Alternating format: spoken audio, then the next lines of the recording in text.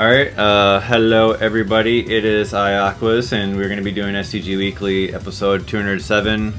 Today, got around to it this time, and it's going to be on Sengoku Blade, also known as Tengai, also known as Sengoku Ace episode 2, I believe as well. Yep. Yeah, so 1996 Psikyo, we have a horizontal shooter from Psikyo. Basically flip a Psikyo game horizontally, and you have this. It's got a lot of really fast bullets and a lot of the similar Psikyo shmup mechanics from the vertical games, but with some twists, which we will get into. Being covered in support and help by our guests. That's going to be Prickly Angler. Hello. Hey, what's up? And we also have Liv joining, as well as our expert and player, both of them. Hey. Yeah, and then I'm also going to be co-hosted by Maximo. So what's going on, Maximo? Hey, what's up, everybody? Alright, so yeah, Prickly Angler, why don't you start out perhaps how you got into playing Sengoku Blade, and what brought you to this game, and what made you want to do runs of it? And maybe Liv, you can comment as well too when he's finished. Well, actually, I've heard of this game many years ago when I first got into the Saturn, getting to know the library.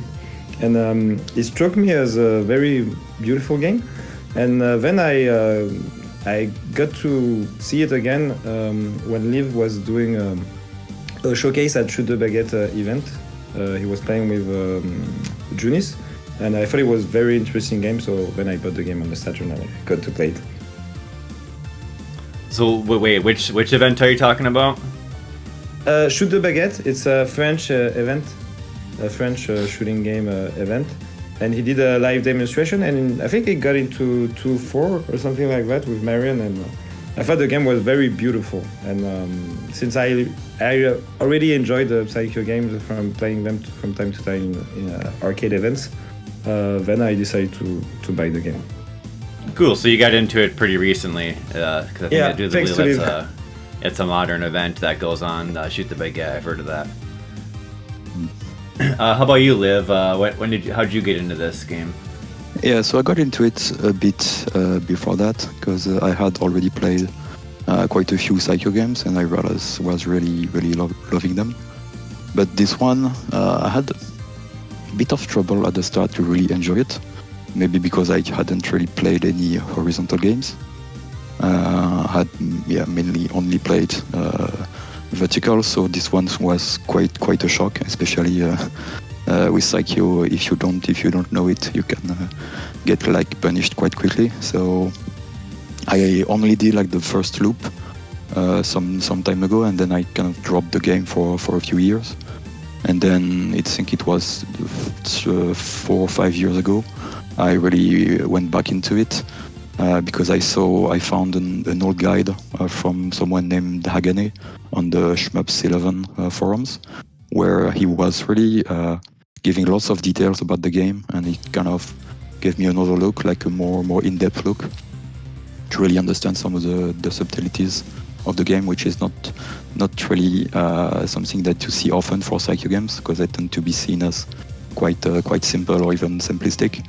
You just shoot and dodge stuff and you get points, and that's cool and all. But he went a bit more in depth about the philosophy of the game and stuff like that. So I really got hooked on that game. Wanted to do something nice, and it took me quite some time, but I really enjoyed playing this game.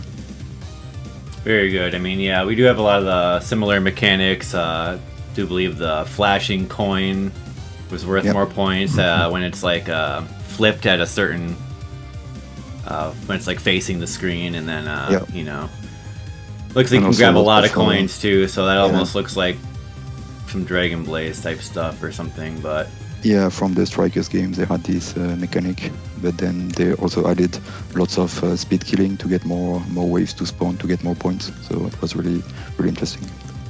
But yeah, I think in true Psikyo fashion, you have a lot of the similar stuff. The bombs are generally really powerful, and the patterns are really fast, and the second loop's gonna have super fast bullets and it's crazy. All this, and it is a 2-loop game. But yeah, you're right though. The games are simple, but I think that the little elements of scoring that they have end up making them pretty like stand out. Like when you see them played at a high level. So maybe we'll see some of that here from the replays today. Yep. So we do have 3 replays. So we're gonna get into this pretty quickly here and start. We'll start just going over the basic mechanics, into some of the scoring, and then of course commenting the replays themselves. So our first replay is going to be Prickly Angler's 1 loop clear of the with Hagane, and it's the back route. So do you want to explain like the route system? Yep. Yeah. Before Basically, we get into it. I think you can talk about it when we get to that if you want to. Of course. Whatever. Yeah. Okay. Yeah. Sure. Well, then let's get the replay queued up then. We're going to start at 0 seconds, and then we'll watch it together on go off a 3, 2, 1 countdown. Okay. All right, I'll start it in just a moment here. Are we ready to go? Yeah. Okay. Let's go into Prickly's run here with Hagane back route in 3, 2, 1, go. Okay, so this is a survival 1 loop clear of the game with Hagane, or Katana in the international version. She's a very powerful character. Very powerful charge charts. The game mechanics, game buttons, you have a shot button. If you hold it, you can charge an attack. It's different with every character. And with Hagane, you have those spares that do an insane amount of damage. They take some time to charge, but as you see, like you can really speed kill the enemies really fast. Then you have the B button, which is the bomb. Hagane's bomb is not that great. It clears the screen from bullets. It grants invisibility. You can charge your attack, but basically you cannot move. So you cannot, and it doesn't do a whole lot of damage. And in this game, for score, you have some different mechanics. Like this is not a scoring run, but in the beginning, like the first bosses, you'll see me doing some milks. So basically just waiting for more enemies to spawn. And but you have to like wait, and it's a bit random when the enemies spawn. But the other big mechanic for scoring in this one, compared to it's a mechanic you'll see in other Psikyo games, but it's really more important in this one, is basically speed killing some enemies, so you trigger more. And those enemies are usually worth a lot, and they drop a coin. And then if you get the coin when it's facing the screen, you can get a 2,000 value. It really depends on if it faces the screen or not. Right, it's a similar thing to Strikers 1, where it's like it oscillates between 200, 500, 1,000, or 2,000, depending on exactly. Yeah, exactly. I find it a bit easier than in the Strikers game, because you have the coin who is really rotating, whereas with the ingots, the gold stuff, it's just flashing, but you can't really. I always had trouble to getting the rhythm, but with the coins, I think it's quite easy. I mean, it's more intuitive to get it. I think you have less opportunities to grab them, but indeed it's much easier to see when you're going to have it. So if there's not too many enemies on screen, like I usually grab them at a good value, either 1,000 or 2,000, depends. So as I was saying, the main interest of playing with Hagane is really the spares, because it really does a lot of damage. Like it can, like some faces of bosses, you can one-shot them or two-shot them. Yeah. Like even the final boss, like 3 shots is usually like enough to destroy it. Yeah, it's great. It's extremely brutal. Yeah, but it's extremely fun actually. Mm-hmm. Because it's really about like knowing the timing and when to strike, and then delivering the blow. Yeah, it's kind of reminiscent of their like earlier games, like the first Sengoku Ace, where you could really point blank the bosses and they died really quickly. And I think the first Gunbird was a bit like that, but I didn't really play it. So with Hagane and Ain, which is also has a really powerful charge shot, it kind of similar dynamic where you have to only dodge a couple of waves of boss patterns, but then you can really speed kill it if you don't want to milk it like Kirk is doing here. Yeah. And one thing that is important is that when the bosses and mid-bosses reach the screen, they have like a shield. They're a bit invincible for a while. So it's best to wait for the boss or the mid-boss to fire like one bullet before firing the spares. And the spares can actually hit from behind. And while the spares are on screen, it does continuous damage. So if a boss like stays in the spares, like it does an incredible amount. Like here, one shot, and then you can get an extra enemy, like the lantern here. And it's not an enemy you can get with some characters. Like if you play with Shrummer or Junis, it's like I think plain impossible to get this enemy to spawn. So the system of the stage, maybe you can talk about it for like people who are unfamiliar with Psikyo games. You have 4 stages, and you have the game randomly chooses 3. So there's one stage that we aren't going to see. In this case, it's the air stage which we're not going to see, which is the lowest scoring stage. And this stage here, which I have, is like the temple or I think volcano or whatever. And I think it has like I think one of the hardest bosses of them all. So for this boss, I'm going to bomb the final phase because it's a survival. And basically, what I'm going to do for survival is to suicide at stage 5 because at stage 5, like the rank, like the stage is really hard at max rank.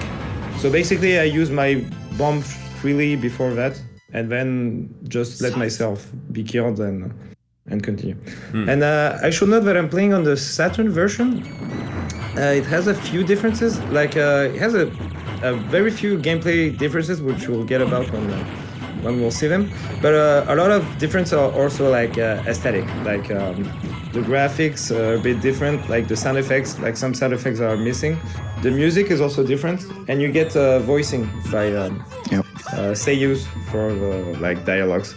And you even get some exclusive drawings, like between the stages. So I think it's a really faithful version. I think when you played it at home, like didn't notice too many differences. Like there are some differences, but I think mostly on the music, it's quite noticeable. Music and BGM. So. But it's really good port, so you can compare.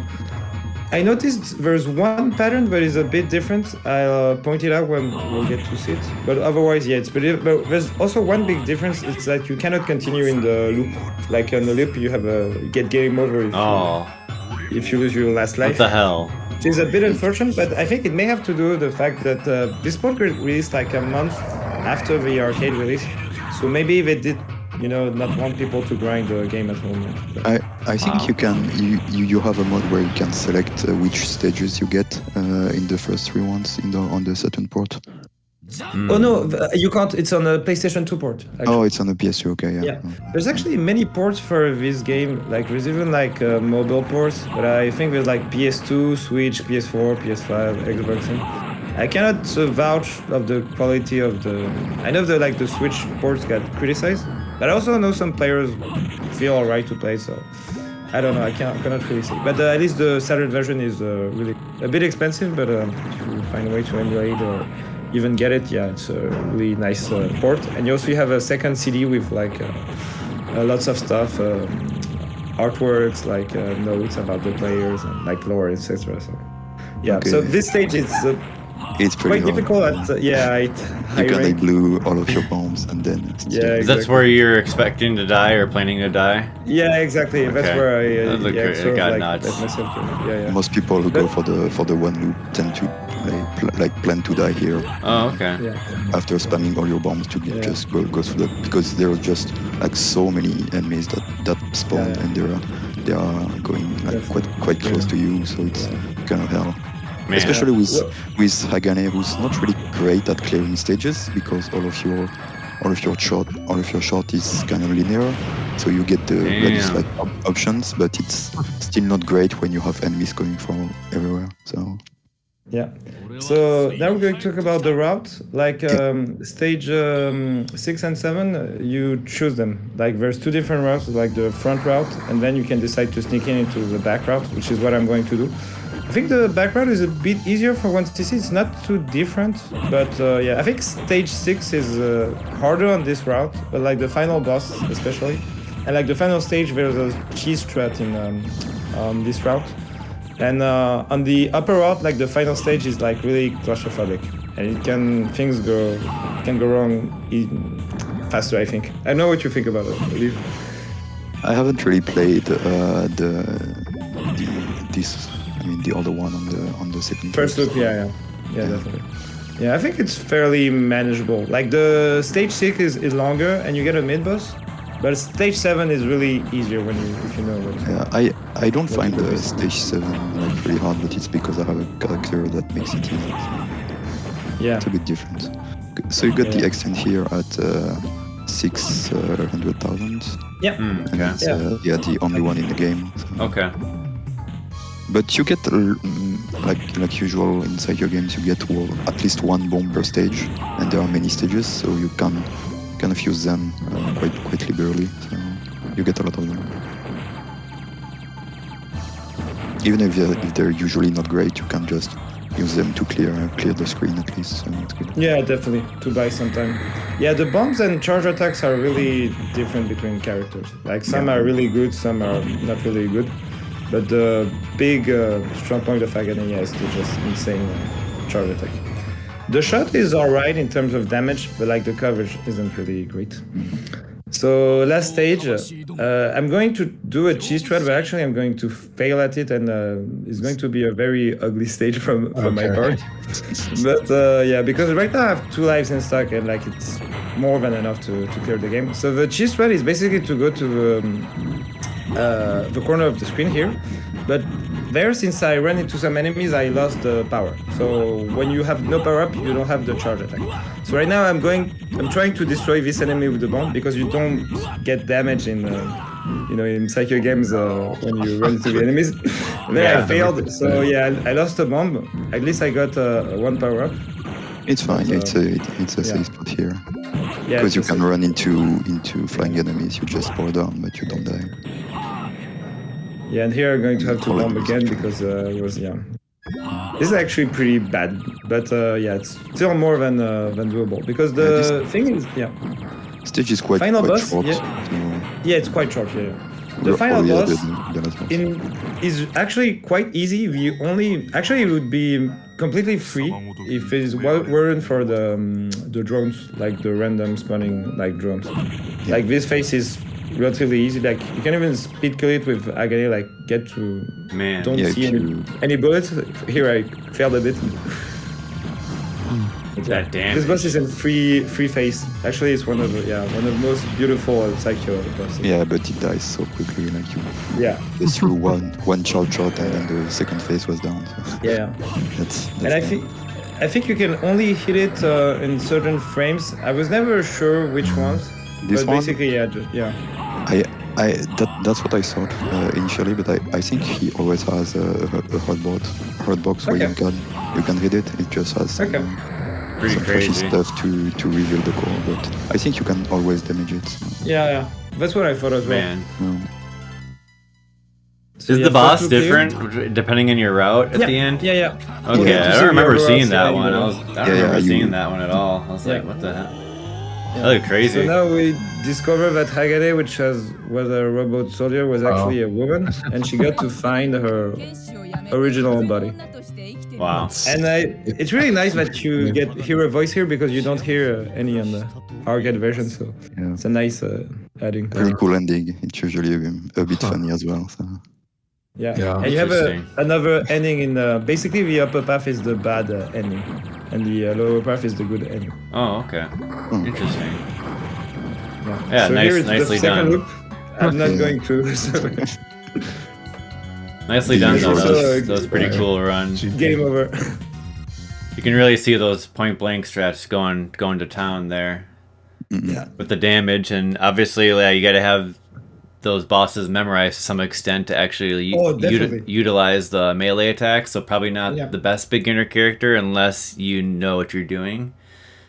Yeah, So- I think it it can be a depends. good beginner character if you just Definitely.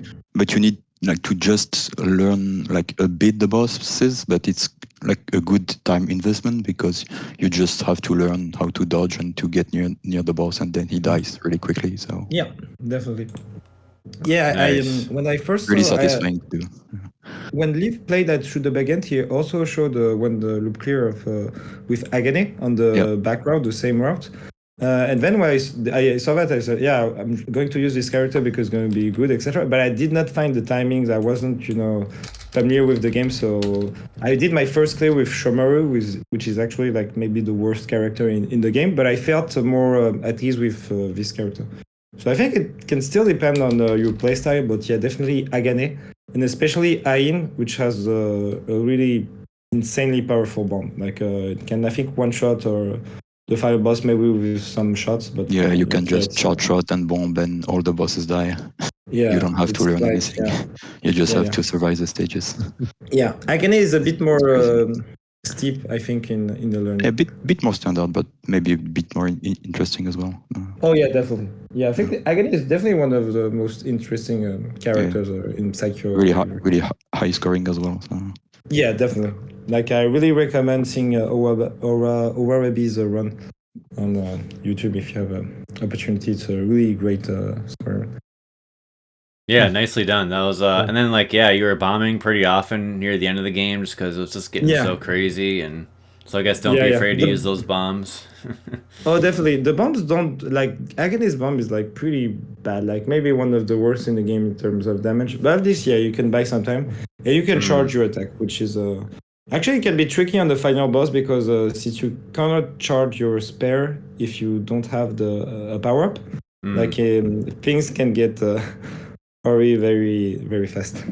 I see. Like that's why I spam my bombs and try to get everything, and like even run into the boss because if you don't get the power ups, you're a bit screwed.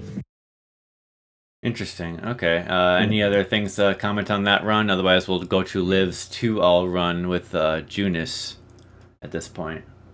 No, I think it's fine. Just that the Saturn ports is have some differences. Like there's an extra character, Marion, which I decided not to showcase because she's basically really strong homing shot, really strong charge shot, really strong bomb. So like the OP character, it's like one of the character I use to score my PBs with her, and then that's with her that I got the furthest in the second loop. But I didn't go too far in the second loop. I only went to 2-3, and I'd like to pick up the game again and go further in the loop. The thing is.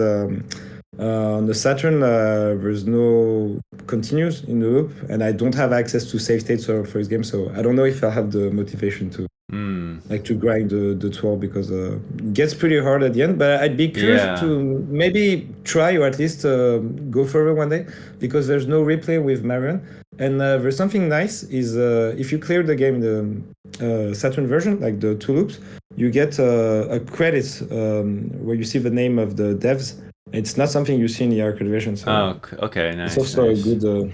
I've saw it on YouTube because it if you do monkey mode or even in easy mode, you can clear the game and there's still the credits. But yeah, doing it in a real run, could be interesting. Yeah, these old Saturn and PS1 ports were kind of interesting, because they had a couple things that weren't quite right, but they usually did try to give you some incentive to play it outside of the arcade. Yeah. I really prefer the music of the Saturn version, but I prefer the sound effects of the arcade version, on some bosses, on some parts. And there's I forgot to mention it, but on 5th boss, there's one pattern that is the same in the Saturn version, but it's just a little bit longer. But it's basically a fixed pattern, but it's just But aside from that, the game is mostly similar, but the extra CD actually is really great because you have ton of acting and drawing and lore things. Yeah, so it's really great. So the game, as I understand, was the characters in particular were pretty popular with Japan audiences, probably because of the feudal Japan theme, and I don't know, something about the characters just really resonated with people. So yeah, you do have that second disc with a lot of fan art from the time, and they probably came from like various magazines and stuff that was submitted around. And I think there was some type of drawing contest as well. Yeah, definitely. Something to that extent. Also, like a bit keen on like sexual stuff, like hentai, etc. So many of the drawings are like sexualized. Like you see Hagane in like like swimsuit. It's like really fun. Or even Koyori, who is a bit great. Yeah. Showy. Yeah, pretty blatant design. But that's what it's That's what video games are about. So I think what also drew me to the game is just like the presentation. Like it's really sublime. Like it's really amazing game. And also I think seeing Liv character, which we're going to see right now, made me I don't know, get to try many characters and also realize that weak characters can also be like really interesting. Yeah, I think you got the first loop with all characters, right? Yeah, actually the first loop, with all characters. Okay, nice. All right, let's move on, shall we? I think to Liv's run. Definitely. So we got a 2-all clear this time around. So we'll watch 2 loops with the character Junis, Kunoichi, which is a female ninja girl. So we'll learn about that character as we go through it. Anything to preface before we count down, or we can just go right in? What version are you playing on? I guess. I'm playing on the arcade version, and just on MAME. So cool. Okay, so we'll have the actual arcade version this time around. Yeah. Very nice. I think we can go ahead. I'll talk about it while it's running, since we already saw quite part of the first loop, so we'll be fine. Okay then. Okay, you guys ready? Yep. All right, from 0, here we go. 3, 2, 1, go. So I'm using Junis, who's not the most popular character, not the most powerful one either. I just really enjoyed both options with like the kind of wide shuriken spread, with which you can really kill. Kind of clear all the screens of all enemies, which is quite fun. And also, if you go and use like the raccoon or tanuki and you plant it right on top of enemies, you can really speed kill enemies with that, and it's quite fun to like get the hang of it. Just like that, as I did on the last one. Maybe a little bit more utility than the Hagane melee. But it's still much lower damage output. So with this character, I really can't speed kill the bosses. So it's really not the same game as with Hagane. Even like the mid boss here, it's with Hagane you just throw one charge shot and it dies. But here it was like 10 seconds. So so it just stays longer around, but eventually does the same amount of damage or similar damage. Yeah, but it seems a little bit harder.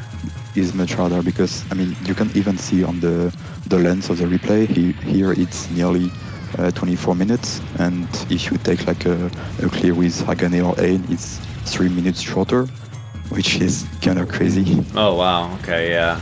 And all of this time is just spent fighting Psikyo bosses, mostly in the second loop, so it's not kind of much harder, I would say. But yeah, because Junis' bomb is sort of like the same than Hagane, only weaker. So basically there's no way to really deal damage fast, aside from raccoon blanking, like a strut raccoon blanking. Maybe you can explain it. You can explain it. Yeah, it is just what I said. So you have the charge shot, which is you just put the raccoon somewhere and it's just throwing the fire, which does decent damage and has good coverage, but it's nothing crazy. But then you can go like just below the enemies and put the raccoon or tanuki on top of the enemies, and then you have all of your extra option shot who are hitting it, and you do the most damage that you can with this character. Does it do a little more damage when you are point blanking with the raccoon? Yeah, especially at max power here, where you have 4 shuriken streams. Yeah. Actually, what's But interesting it's not really is, something that you can do on bosses. It's just on mostly on big enemies. But then you have to take quite decent amount of risk to go just below them. So, I see. Yeah, there's one boss when you can use it. It's the final boss that we saw earlier on because it's really big. So if you get yeah. But then But, if you want to kill quickly, you have to go quite to the right of the screen to near the enemies to get like And regular point blanking with the shurikens. Yeah, definitely. One detail that is interesting is that if you aren't using the familiar blanking technique, which actually you can use with other characters like Koyori and Tengai as well, if you aren't using that, it's better to stay at level 3 because the back shots usually don't hit much because there's not many enemies coming from behind you. Yeah, and then your front shot will be stronger if you stay at level 3 instead of 4. But Yeah, definitely. Wait a sec, was I'm that not really raccoon doing that. smoking in the cutscene? Yeah, it's okay. Actually, it got damn. censored in the Saturn yeah. version. It's fun. yeah, Okay, just had to make sure. He's called Socrates. So I don't know. Socrates. I don't understand Japanese, so I don't know if it's Socrates. as relevant as Socrates. But I don't know, man. okay. Yeah, they got some humor in these games too. It's good. always had. Yeah. That's also what I liked about these games. It seems like quite all serious and crazy and hardcore and everything, but it's just silly in the end in most games. Yeah, so definitely. that's Well, fun. see, some of these bosses, like how they are like formed and stuff. It seems like the Choiniki games really came from these ones because the way like some of these bosses are like hooked together, like this one here, like the wolf statue, like inside of the tank thing, Yeah. like it's just so absurd, and I don't think And the it other was- Psikyo transformations really are quite. They always have like some good Really animation weird. on the bosses and face transition and all of that. So it's always fun to watch. But I know the Choiniki games do take a lot of inspiration from Oh yeah. from these. If you see Yes. their bosses, they basically do the same thing with the transformations, except it's like men and tank engines with the face and whatever. Maybe stranger. Yeah. Okay, that this bomb was a mistake. I just like took my hand off my controller. and Oh I- man, I hit the wrong button when I just when I put them back. So I was like, oh man. Okay, whatever. It's not really a big deal because I don't think I bombed in the first loop, so I just lost like the points of having one extra bomb when you're full, which is 10,000, which is oh. not a big deal. Okay, so that's when you get bombs past that, Yeah. you get 10,000. Yeah, if you Not have, bad. you can only store 6 bombs. It's a nice little bonus. And a if pretty you good bonus. get some extra ones, you get 10,000. Yeah. 4,000 So I for will the get, power-ups. I always start the second loop with max bombs. Yeah. You really want the bombs for like the Yeah, so here That's- we can see that the bosses kind of don't die as quickly, so I have to learn a bit more the patterns, especially since I don't really want to use many bombs. Yeah, I think this boss, it's best I mean, on the first loop at least, it's best not to like loop and just do what you have to do, like move. Yeah, but the patterns are always quite tricky to understand because they can. It looks like they are aimed on you, but depending on where you are, like relative to them, it won't have the same shape, so it's really messy to understand. So here I have quite a homemade strat for this level, which can be quite hard. So it was kind of precise to get the raccoon at the start, because you can if you collide with enemies, I think it cancels the charge shot that you are charging. So it's very messy, and then you basically mess up your whole route. So. Yeah, the power level loss too doesn't help if you're like trying that consistent damage output. But you can see that Junis is quite good to clear the screens with the diagonal shots. So it's pretty good. The hands don't die as quickly, but you can just dodge them since it's quite static. So I think Junis and Shomaru are like the best dealing with Polkons because they have like white shots, and you can put the familiar in a spot and then go to the other side or concentrate. Yeah, you can cover quite a fair amount of the screen.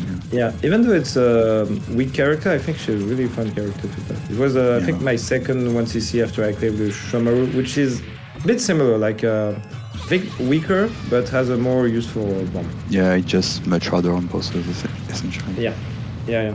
Like Junis is a bit more powerful, and with Junis you can like point blank, whereas with Shomaru you can point blank it, but it's really hard. It's a bit more defensive if you want to. You can play it safe. Yeah. So we're taking the main route here.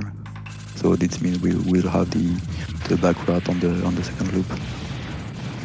So you'll be forced to the back route on the second loop? Yeah. Oh, the one that you don't take on the first one, cool. you get on the second one. There's no escaping. Interesting. Yeah. So here, I'm just using the point blanking with. That's some cool replay value.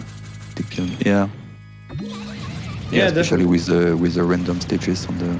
They're always about that. So, and the many different characters, so you can. Yeah. If that your thing, you have quite many configurations that you can go with. And like the stages have different paces, different bosses, different music, so they really I think it's really a nice addition. Solid. Yeah. Just those lanterns are very annoying enemies, especially in the loop. Yeah, I find this section really hard because I mean, if you don't get them, like they can really if you mess up your timing really fast, and I just don't have the time to do all of them with. That's a great raccoon. So I have to, and even here I have to position it like really precisely to kill as many as I can, and then tight dodges. So it's. I mean, you can say that the first loop isn't really hard if you're using all of your resources, but if you want to get in the loop with max bomb and everything. Even the first loop gets really hard because you have to basically dodge everything. So you're not doing the intentional death here? No. I didn't die on the nice. On the fifth stage. That got pretty hairy. Yeah. Stage 5 is like really the world to do this demo. Like technically it's only like tap dodging, but it's like it's really precise and you can really mess you your get route screwed really with the first. That looked pretty touchy to me. And the beginning you have these cannon men with fire fixed spreads, so you have to take into account that. So it's really hard stage. Like these enemies, which is crazy. Stage 5 a few times, but like no Mr. Mom is like really different. That's cool how you kept baiting that enemy into the. It's really a tight rhythm, and it's also an enemy that if you have Ain or Hagane, you just throw one charge shot and he. I assume that enemy was following you and not just going up and down. Yeah. So you kind of wait that he locks onto you, and then you dodge. So it's kind of a reason to take, but it's quite fun when once you get it down. Yeah, these tap dodge strats are pretty legit. Yeah, everything is aimed here, and you don't have suicide bullets, so it's just tap dodging. Yeah, and the hitbox isn't too big. It's mostly like the bullets are big, so like there's no reduced hitbox for a bullet, but like the hitbox of the character is just the center of the character. Nice. This boss is quite hard. You have this boss is annoying really because it's also a bit random. That you have to both macro dodge, but you sometimes just cover the whole screen, so you can't even macro dodge. So you have to go within, and you have the waves of small enemies that can spawn at random times. So you have to basically deal with it and have some safe strat, even if you get the worst possible spawns. It's a skull that has that's a helmet skull that it has bullets coming out of the horn. Yeah, and the boss is riding on top of that. That's kind of cool. So this is the bad ending because in the lore, like the shogun's daughter gets kidnapped and like they want to sacrifice like young girls to get to revive a god, which is Godzilla. But in this ending, she just kills the shogun for. Yeah. I never really understood the whole place. reason. I don't know. Yeah, exactly.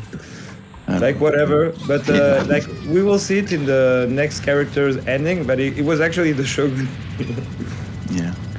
So here, you get I think it was the same level that you got briefly on your run on this first position, and it's really not it's not the same. Starts crazy and it goes on and on. Yeah. So yeah, second loop time now. So Yeah, so fast bullets, ahoy. Yeah. What else is Yeah, different? I mean, you get one extra enemy on the first 3 stages, which is like a blue balloon that we will see, I think, right here. Yeah. Oh, So Yeah, just going to he point only blank. spawns on the first 3 stages in the loop, and he gives quite many coins. I think you can. Nice. It's like 7 or 8 coins, so it's quite a hefty chunk of score. what is this, Darius now? Yeah. They're probably making Crazy fun of the. sea turtle. They're making Here fun you of have to Taito kill here.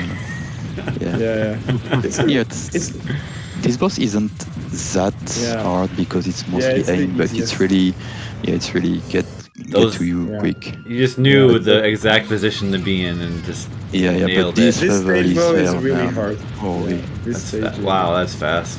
yeah, it's Alright, There's that a was lot, some but, like yeah. Raiden bullshit right there. yeah, Quick question. You have to know your route here. yeah, and even that you need to bomb once or twice. Yeah, So you for were the for the suicide bullets, are they like mostly aimed around you, or essentially they always random either a 1 or 2 way. okay? But I think there are on some enemies it can the direction can also be random.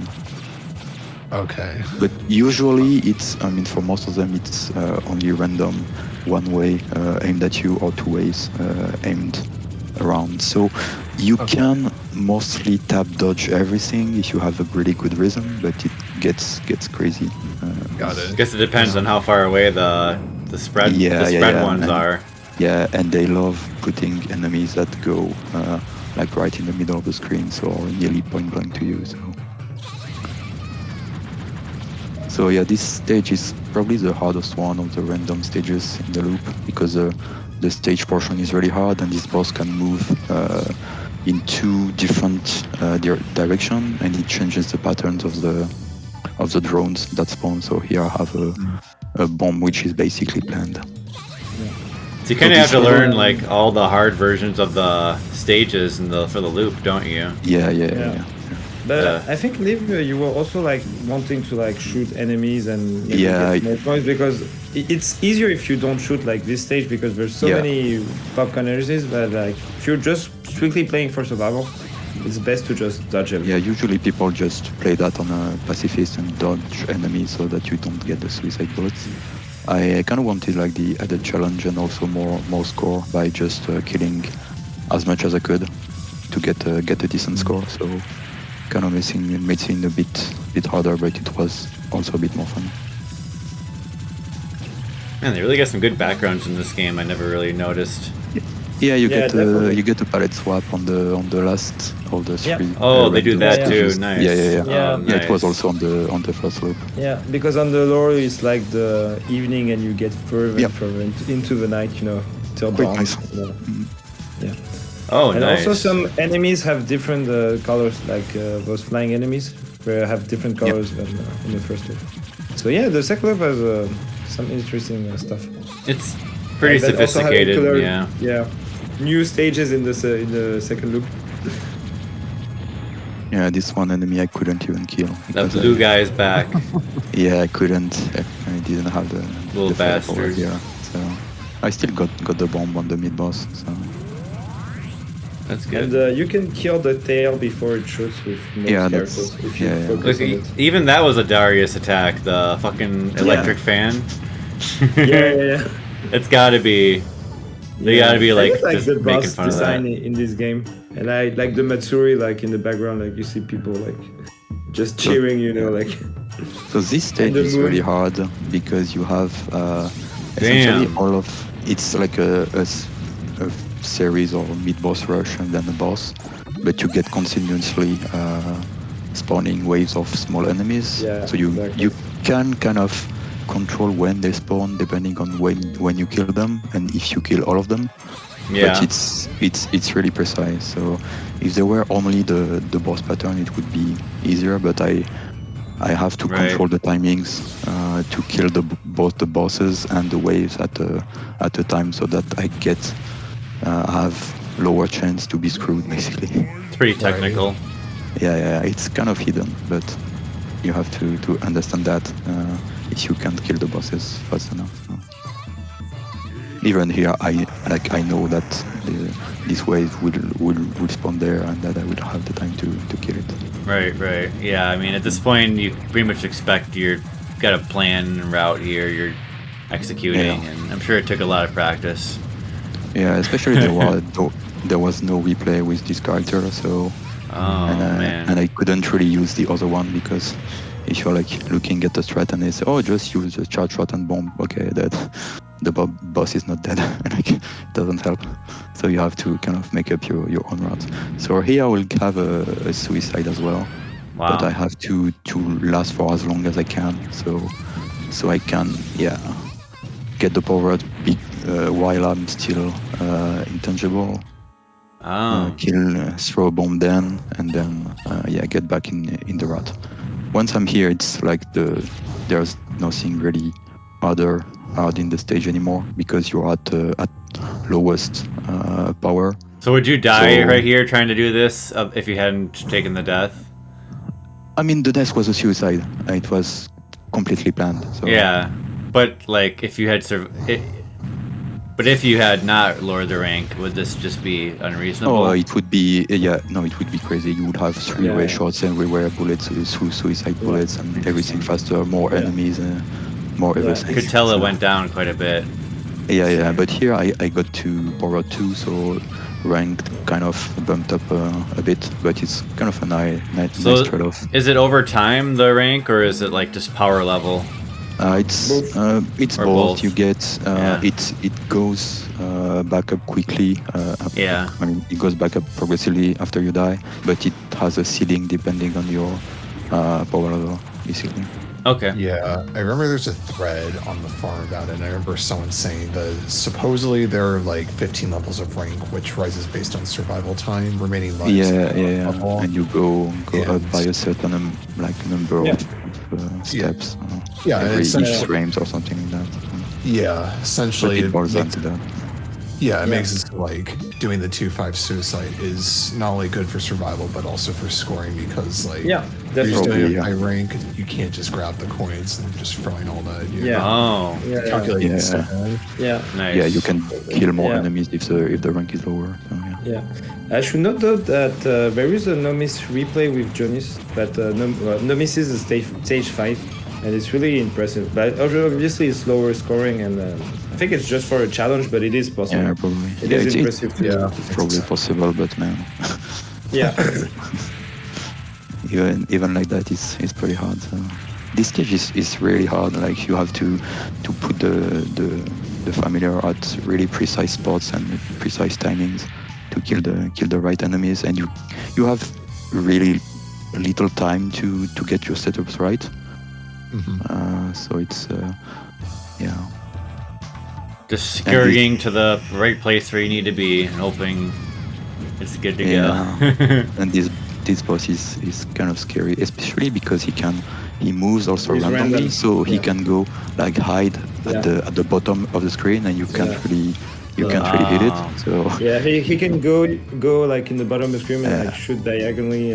I've lost some runs only to the RNG. So. So if you have bomb, And this one is crazy as well. I have another suicide here, so it was planned. Jeez. Because there's a way to do this section, like just dodge everything. That's something that another player who cleared before me did, but it was just, man, I can't do that. So I just planned a suicide here, and then you get a bit more tame, and you get the time to. The difference is seems gigantic. Yeah, but you still have to do some dodging here. So. Nice. And Junis is fast, so that's a good thing. Yeah. It's nice. Yeah, so they're letting the power-ups fly. Yeah, so ideally here I wouldn't have gotten hit, so I would be at max power. Here I'm only going to be at power 3 I mean, for a level 3 out of 4, which is not ideal, but whatever. Yeah. And here you can have like this wave of small enemies it's random. who will spawn. If it just spawns a bit later, like all of my strategy can be basically screwed because I have to spam bomb and I don't have enough resources. That sucks. Yeah, I've also you did one dodge where was really scary. I looked at the replay and I was like, man. You have 2 bombs in stock. Do that. Yeah, one of those should have died there moments. Yeah, like that. What the hell, man? But could have died. Yeah, it's basically the same struggle here on this boss because it's quite tanky, and if you die, since the boss is taking like 3/4 of the screen, you can't really get your power-ups back, so you have to bomb even more, and you can't even shoot while you're bombing with characters. So. Man. But yeah, man. Last GG. bomb, nice. Yeah, that was something. The end. Yeah. Well, they got the ending, right? That's all you get. Oh, that is all you get. That's all you get. Yeah, like the lore ending is the one of the first look. So yeah. But like some other Psikyo games, like you have a screen or something, and like the Saturn version has the credits, but yeah, just the end. That's pretty impressive. Yeah, well done. How long did that project take you to do the 2-all? Probably the better part of a year, but I didn't play consistently. Wow. But yeah, a year on and off, I would say. Incredible stuff. It was fun though. Yeah, good run. I actually made a full PDF document with all of the small details that I got, and I uploaded it just to get to remember all of I knew about the game. So. Is that on the Shmup Wiki perchance? No, the link is on my on the video in the description of my video. Okay, cool. That works as well. It was like 50 pages only on the second loop. Oh my god! Just so much stuff to learn and to discover, but it's kind of interesting, I would say. Yeah, for sure. Really nice game. Yeah. Maybe we can move on to the next replay. So, we do have another 2 loop clear. I was going to ask maybe if you just want to watch the second loop, but if you guys want to watch the full thing. Yeah, I think the first loop is really interesting. Yeah, I think it's quite different because it's really a scoring run. So it's a world record run from a player that started playing. I don't know when he started playing. Like, actually, there's very few things we know. Like, I've tried to get in touch with him, but basically, he played at Akatronics, the Korean arcade in Seoul. But basically, he has no social media, and he sort of like didn't go back to the arcade after the run. But I thought since it was a really amazing run, we could comment it. And it's a really great strat, like overall, like really with a very interesting character in my opinion. Yeah. I mean, from what I understand, he had basically played over 9 months and improved his score from like a little under 2 million to like 2.31, which is like which is great. A ridiculous point game for something that high in technical play. Yeah, exactly. And basically kept uploading like higher and higher scores. Also streamed from the arcade. He also did a front, basically a second loop with the front route, which is a bit harder. He did well with Koyori, so yeah, really an amazing player. But I'm not so sure he played anything else. Or probably played anything else, but at least maybe didn't make it public. Okay, interesting. So this is kind of a recent score. Yeah, this is from April 2023. So wow. Okay, sweet. Yeah. So there's going to be a bit of guesswork in terms of score because some things I may not understand what he did or what they did. But I played with Koyori and I did a bit of scoring with Koyori like in the first loop, so kind of like understand the philosophy, and it's a really fun character to play for scoring. Because can I have a bit of everything? We're talking about the booby lady, right? Yeah, exactly. The one everyone plays, but has the bomb that doesn't make you invisible from the start. And leads to many deaths. Her bomb is like one of the best bombs in the. But you just have to plan it. Like you cannot panic bomb. Koyori. Yeah, it's like a Raiden bomb. So it clears the middle of the screen, but you're not invincible. So. Yeah, exactly. Interesting stuff. Well, shall we get into it then? Yep, definitely. Okay, I'll count us in. Yeah, just wait a second. I'm not. No problem. I'm not ready. And yeah, it will be the Tengai version. Maybe you want to talk about the differences? Yeah, there's none in the arcade, just different text. Okay. I think there's one gameplay difference actually is if you continue in the like stage like 5, 6, 7, like Japanese version puts you back at the start of the stage.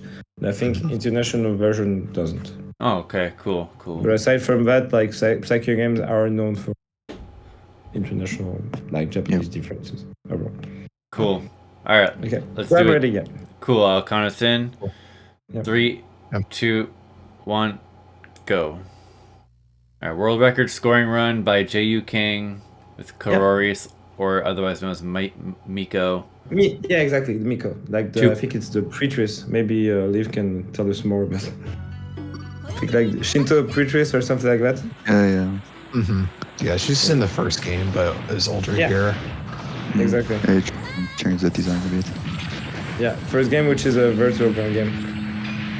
So from here we're going to see like really great middle pickup and some threats of like running into the enemies to generate more enemies.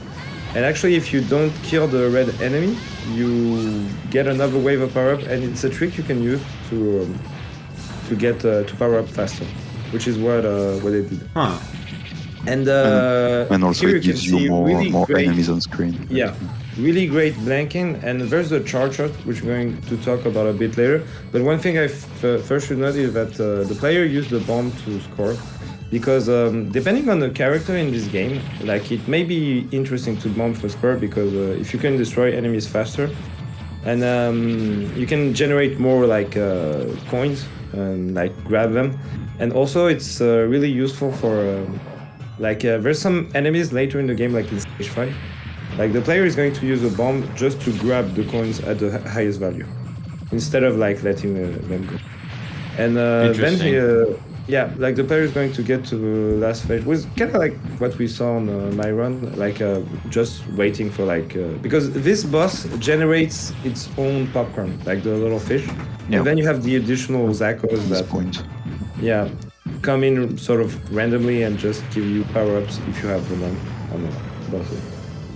But yeah, like really insane point-blank strats. And now I should talk about the charge shot. Like the charge shot of Koyori is extremely situational, but it's really interesting. Basically, it's you charge like some, like you see these dogs, but like really, like they're not that strong, but like you can spam them, and it's weaker than the main shot, but you can just spam them when there's no enemy. So when there's no enemy on screen, what you can just like spam, and then it can do some damage, and like it's basically free damage. Like it's not like an insane amount of damage, but it's extremely strategic, and the player is going to do that to add some damage at some point, at some moments. And they're also going to use that to milk, to like damage control, and not use the main shot. So like waiting for the second snake. Basically, it's 2 snakes that come out here, and the boss shoots 3 times. So I think we're going to wait. Yeah, bosses are timing out relatively quickly, but if you're adding the different phases, you can still milk a bit. Yeah, definitely. Yeah. Do you get score for destroying a phase, or do you skip out on it if you time it out? Yeah, you need to destroy them. You gotta destroy it, okay. Yeah, because they time out like really fast. Yeah. And you get a nasty pattern if you just time out the final phase. And you don't want to see that. Yeah. What's really amazing is in this stage is the highest scoring stage of the random stage, and also the lowest scoring one is the air stage, and the player didn't get them. So I don't know if he reset to hell, or like if they reset to hell or get to that point, but probably you need to be a bit lucky for like really world record score, but otherwise like you can score your like it's like maybe 20k difference. Unless you're at that point, like I don't think you should worry about stage right. And yeah, like here the player really like point blanks the boss to get this extra enemy. And they do it without bomb. Yeah. Like what he has to dodge like on the millisecond that the pattern comes out. So. Yeah, actually, it's because of Koyori that I use his side strat for like because on my first one CC with Shomaru, I actually like spam bomb the stage 5 and no miss the stage. But with Koyori, I found it hard because her bomb isn't instant. Yeah. So because of that, I sort of use my bombs for scoring the stage like freely, and it's really fun. And it's something you can do at my level. But what's interesting is that at J.U Kang's level, like the bombs are really optimized. Like on some parts, you could think like you could get more score by bombing more, but like every bomb is planned. Like at least on his first life, like on the first life. But it's really impressive because at some parts where you could bomb like to destroy enemies faster, like the player just point blanks and. I noticed that there's like a lot of parts to dissect, and like this boss had a lot of those parts to destroy too. So I'm guessing those are definitely chunks of score worth getting.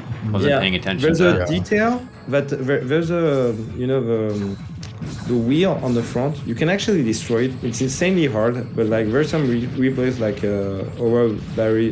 Rabi's one with Hagane that do it, and it's just insane to see. Because just 3K and it's insanely convoluted to get, but like it's really fun what players would do for 3,000 points. Yeah, I mean that's nothing too. I mean that's definitely a score, but that is just like one extra power up. Yeah, definitely. Too. Yeah, but the thing is, in Psikyo games, everything adds up. Yeah, there's only so much after a certain point.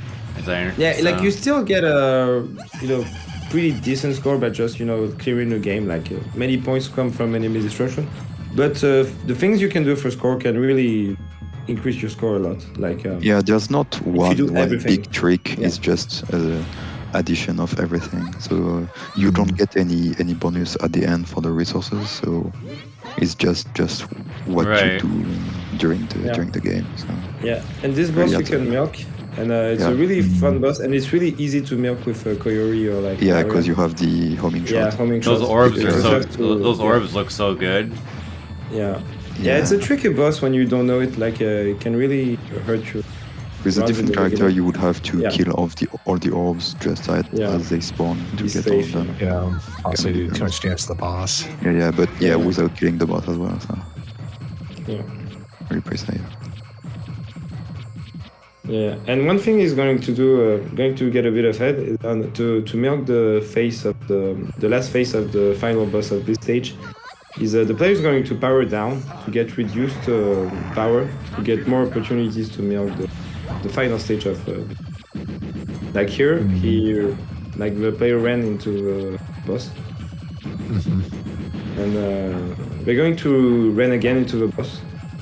To power down for this stage, because in this stage this phase you can milk. Really tricky stage, really tricky phase. Yeah, but you can milk both things for like I think 200 each or something. So is this only possible because the rank went down, or no? It's possible at higher rank. Just because you hit the boss a bit less. Okay. So then you can last all longer. So. Yeah, you just want to kill the cylinders with like just touching the boss. Nice, that's pretty cool. That you can, so. Makes sense, yeah. Plus you got the red enemies coming in with the pink Yeah, it's a bit of a scary milk, and it's not worth a lot, but it's really insanely cool to see. So the player is not gonna milk as much in the second. So right now I'm going to use some bombs to maximize damage. To get more of these cannon men to spawn. Because these cannon men are worth 8k plus potential 2000k. So it's mad score.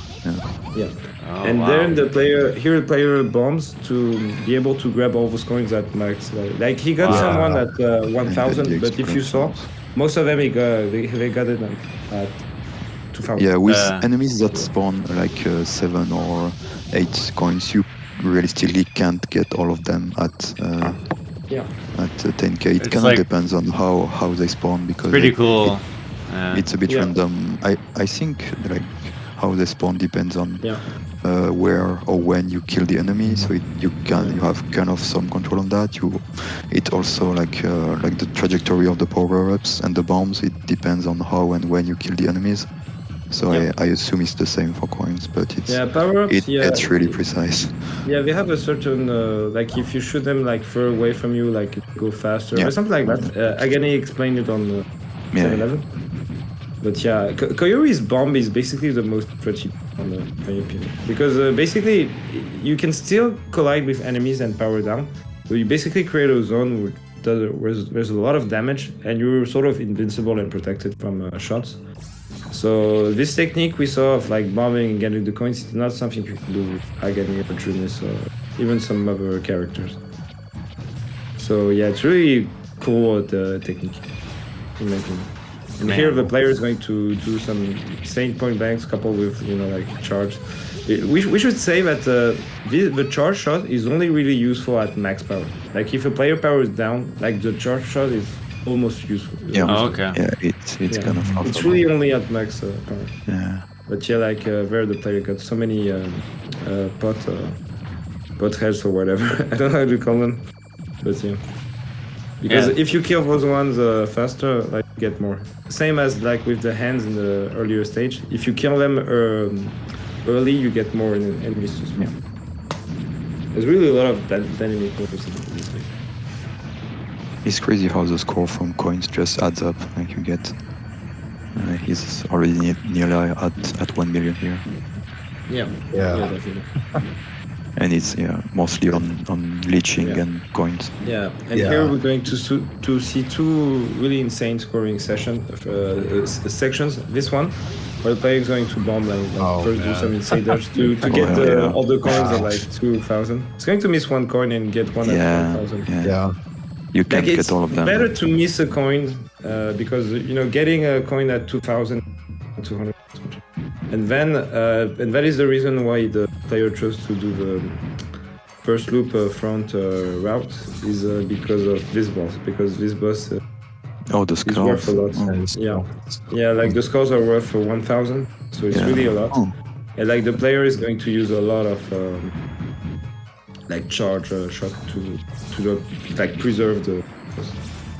Oh yeah, because they vanish after they hit an enemy, so they don't even touch the boss. And then the second phase of this boss, we haven't discussed this too much, but there's a safe spot on the pattern. Like there's one pattern that is a bit scary, but there's a safe spot on the top left. And you can also use some point blank struts. So I think it's a really fun boss. Like really shows the players. It's a cool boss. Yeah. Big maker. Like mastery of this game. Yeah. Like where is the safe spot? Like top left. Oh man, pretty slick. Yeah, already 1 million. Yeah, I really like this last stage. The ninjas in the background. Yeah. It's really cool. It's not too hard if you have a good screen coverage here. So. Yeah. So there's not too much scoring to do before the boss, but what is impressive is that the player is going to milk the boss, because on the boss, the boss basically generates some orbs, and there's basically also the random waves that come in that you can milk. So yeah, on this boss, this final boss,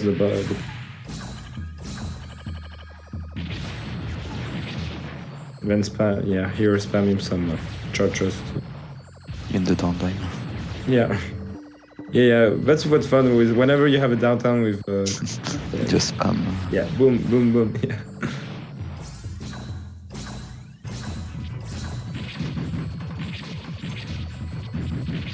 Yeah, I think the player tried to get to the last phase. The first one is just. Yeah.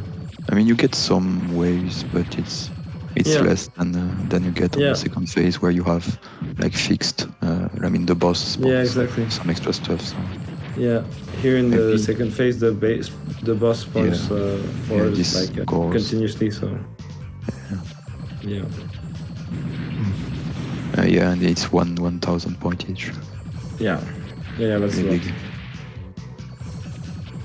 So yeah, you doesn't look like it's impressive, but like you should really know the boss timeout. Yeah, if you get because if you miss the boss destruction, you lose a lot of points. Yeah, I think he knows it. Yeah. At least the bosses flash, so you know. Yeah.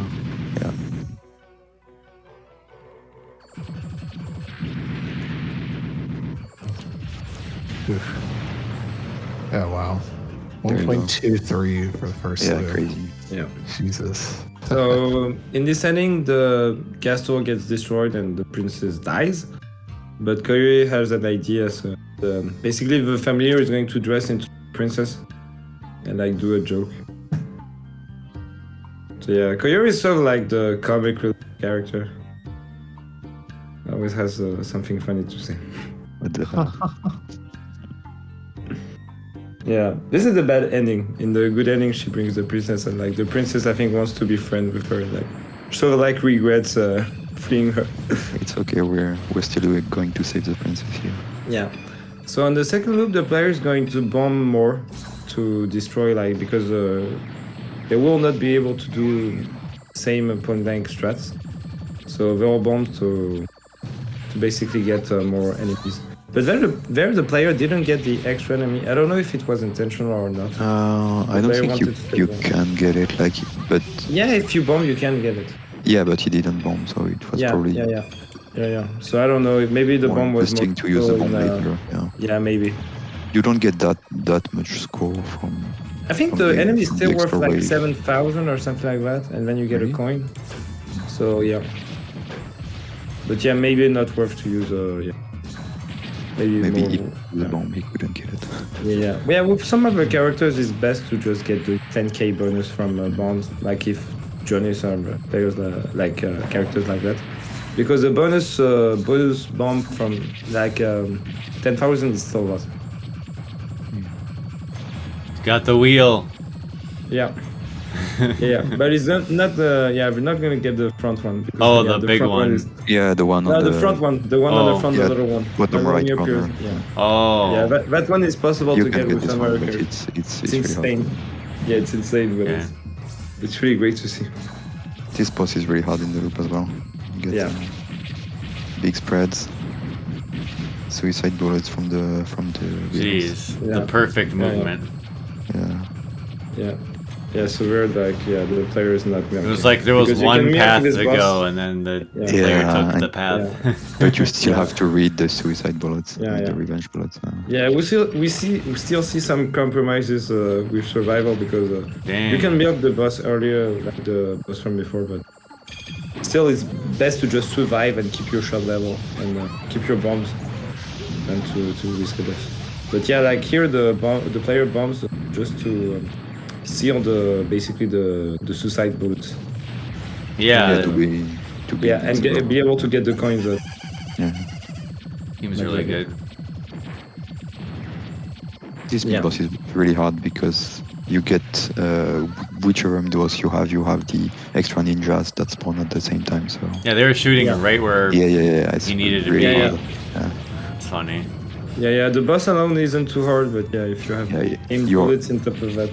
You are boxed in with the boss pattern, and then you're just getting shot at by the small ones.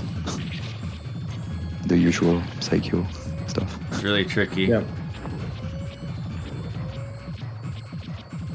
Here, we probably have some milking here because this phase isn't too hard.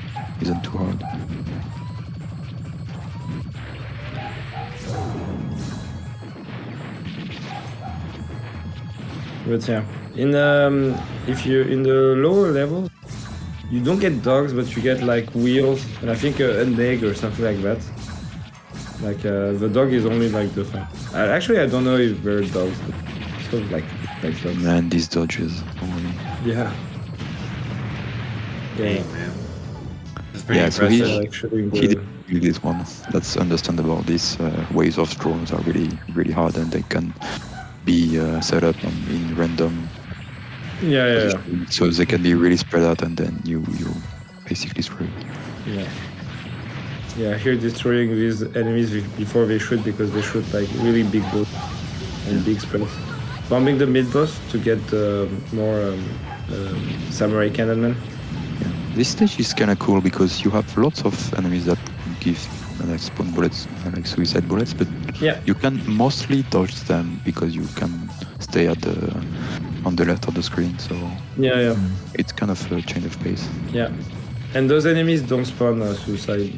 Same as the fish here. Yeah, the fish, like they're the enemies from the boss. So it's probably one of the easiest stage even in the loop. Yeah.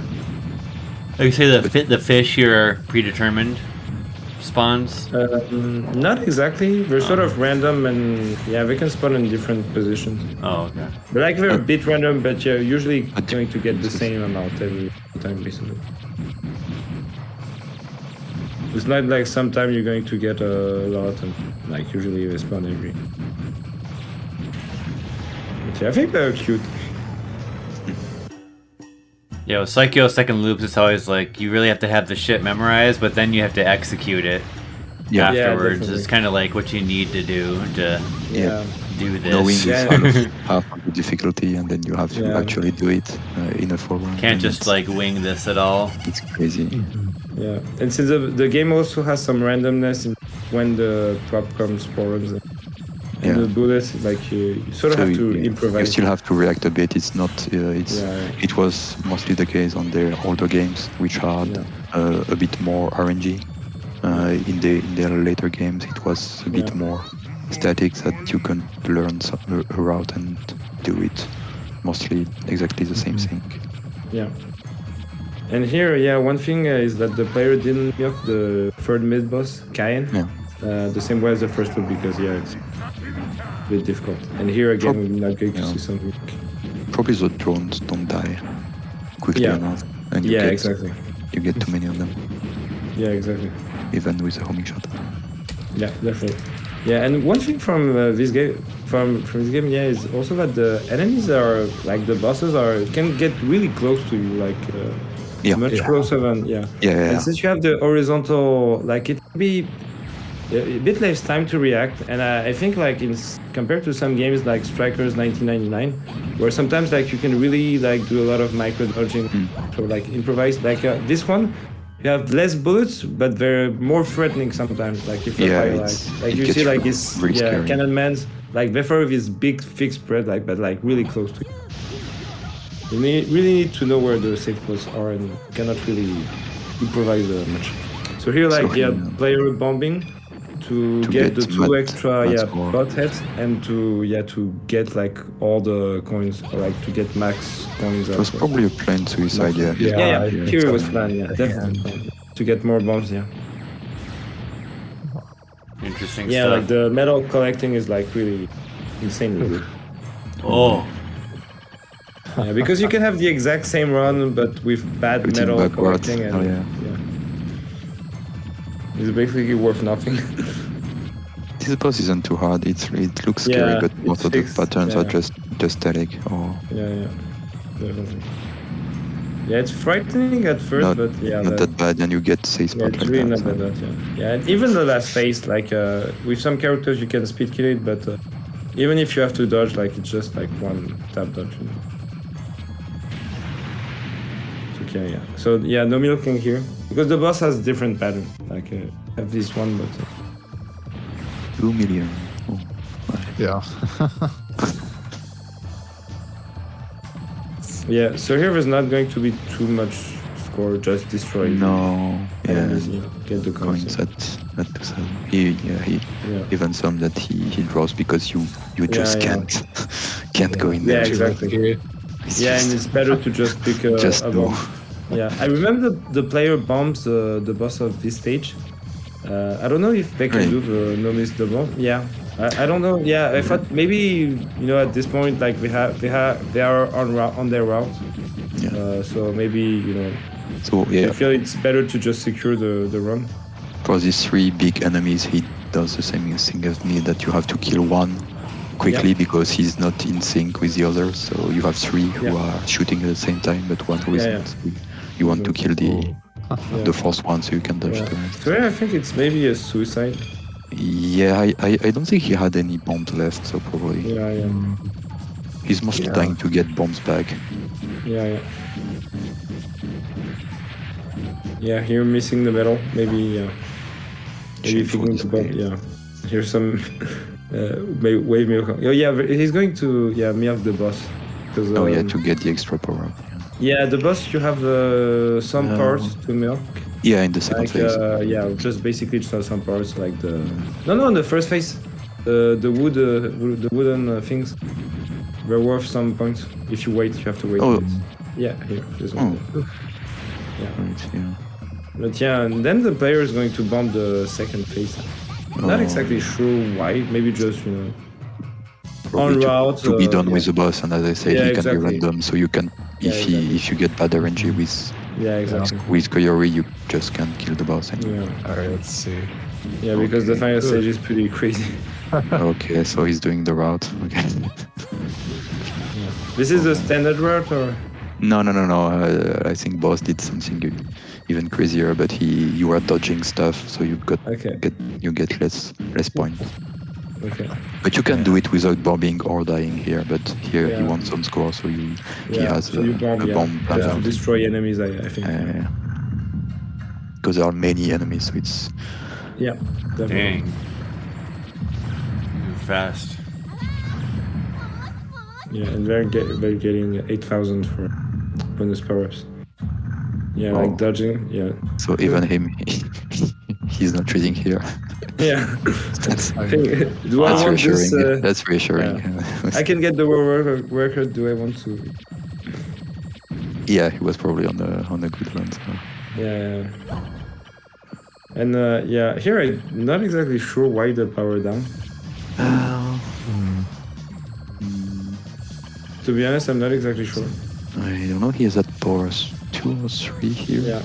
Then we're going to see one bomb here. Again, I'm not exactly sure. Maybe just to get the drones. And I really love the technique here. The player is going to bomb one pattern to cancel it before it's out, and then get the opportunity to just point back the hell out. Yeah, you can point back here. You can also do it with Junis, since you get the raccoon at the same spot. But, so yeah, big GG. Yeah, I think maybe some bombs at the end, like player knew.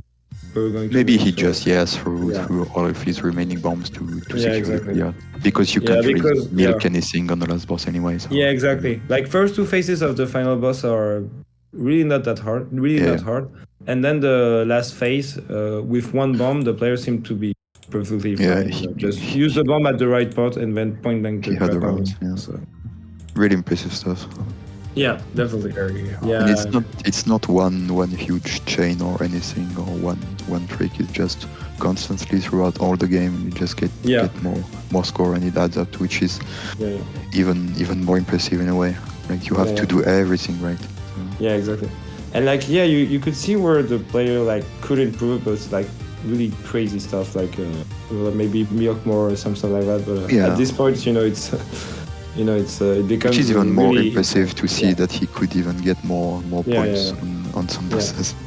Yeah, I also but it makes sense recommend because the overall world record is at 2.5 million, which is much higher than that. So it's probably where it comes from. That and even more speed killing.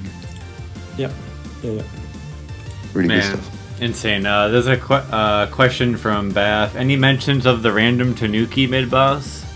Oh no, we didn't mention it. Do you want to talk about it, Liv? It's the one on stage 6, right? Yeah, exactly. Yeah, so there's one different mid-boss that you can have. It looks random, but I'm pretty sure it's not, because if you do the same thing every time, you get the same one. So I'm not sure what are the conditions, but it's not random. It depends on either your movement or the position that you're at a certain spot. I don't have the details, but there's a different mid-boss that you can have. Yeah, I got it a few times. Yeah, I had a surprising and video of that. Because it just pops, and it's the same one that you had on the last boss of the Sengoku Ace, which was the first installment of the series. Oh, yeah, interesting. You could also have a random different last boss, last phase, which was the same one, and which also kind of came to screw you out because he just goes really close to you and shoots patterns like point blank just to screw you over. Yeah, definitely. Small surprise. Yeah. This game has a lot of few things like that, few details like that make it interesting. And as M. Night was saying, the spirit, crazy random things. Yeah, that was sweet to see that all put together in that world record run. That was incredible. Yeah. I'm not sure about the recent ports. Haven't played them, but in any case, the game is I think easily available. So if you get the chance to play it, it's a great game. I think it's not too bad, not too inaccessible for one loop clear of the first loop character. Yeah. So, if you go over the wall or on stage 5, you're home free mostly. Yeah, exactly. I think it's it takes some time to adapt because of the horizontality, like the pattern. Like I think this game is sort of like a bit like Pro Gear in the sense that the horizontality was just like like here it's just basically less bullets, but it's basically sort of like vertical patterns put. So you have to sort of adapt. But once you do, I don't think it's too hard to trust it. Yeah, it looked like it worked out pretty good as far as horizontal action, shmup action goes. Yeah, definitely. Pretty impressive, honestly, because some companies don't do the transition to horizontal as well, like Toaplan. Those games are kind of meh. Psikyo did a few ones. I think we should mention that this game is part of the series, like the Sengoku Ace series. And Sengoku Ace 3, which was released on PSP, was also a horizontal game. I think it's a bit of a controversial game, but it's weird because you can move and shoot in different directions. Interesting. And then I think there's the Shoaniki on PSP, which was made by Psikyo. And then you also have a Pilot Kit, which is a really fun game. James played it recently. Yeah, it looked really interesting. What was it called? Some Pilot Kits, the one on the Sega, yeah, those 3D thing. That's kind of that's obscure. Yeah, the one with like the toy theme in like a children's room. Yeah, it looked really fun. I don't know. Interesting stuff. Well, it was pretty awesome to check this game out. But suppose. Definitely. Thanks for having us. That was awesome. Thanks for those guys. Thanks for coming on and showing us those replays, and GG's on your guys' runs, and GG to J.U Kang. That was pretty awesome to see a recent world record from April 2023. And like we had mentioned earlier, there's some additional resources in the YouTube videos. Particularly, Livs has a guide for that character, or for the Junis character. Yeah, just some notes on the loop in general, like some details on enemy behavior and stuff that you can't really see. Yeah, definitely. Yeah, there's like many commentaries like in French. There's a few in Korean. There's a few in English with Hagane from Shmuptopia. So there's a bunch of different resources, and I really recommend if like reading like Hagane's Hagane's guide. He couldn't finish all that he had to say about the second loop, which is a shame. But what he had to say was already really interesting to get the hang of the main ideas behind the scoring. So definitely, and also it's a great guide to introduce to Psikyo. And to Psikyo scoring in general, which is, as I say, not that common. So. Where can we find that guide then? It's probably still on the Sengoku 11 forum. I might put the link earlier on in the strategy guide. It should be easy to find. We'll put a link to that as well in the description. Had its own topic, I think. So. Yeah, definitely one of the best guides I read in System11. Very cool. Awesome. Well, this was a lot of fun, and yeah, so I hope you guys enjoyed checking out Sengoku Blade with us. And, yeah, definitely. It was just an awesome game, and made me want to play it, and you really can't go wrong with this. Should definitely try. Yeah, with the Psikyo shooter from back in the day. All right, well, till next time, definitely. Everybody, and thanks for watching. We'll catch you around. Thank you. See ya. Bye bye. See you next game later.